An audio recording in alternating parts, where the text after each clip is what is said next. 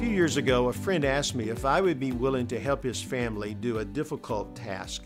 He told me that his father, an elderly gentleman who I knew well, was diagnosed with Alzheimer's disease, a serious condition where people lose their memory over time. Well, when my friend contacted me, most of the time his dad still understood what was happening around him. But the family felt they needed to tell their dad, and they asked me if I would be the one to tell him what was happening. Well, I remember gently telling the elderly believer what the doctor had said. Then a smile came across his face and he said, "Phil, I think this is wonderful."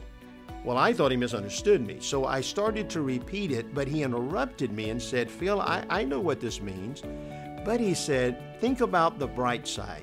When this disease has taken my memory, every morning when I get up, I will get to meet all new people every day for the rest of my life."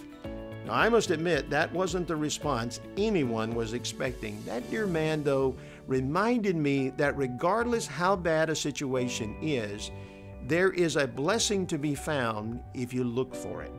That's why Paul wrote to the Philippians, "Do not be anxious about anything, but in everything by prayer and supplication with thanksgiving, let your requests be known to God."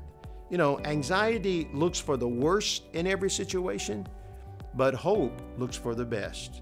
How we look and where we look is a choice. So today I want to encourage you to choose to look for the blessing. You'll be amazed how many you will find. I'll see you tomorrow.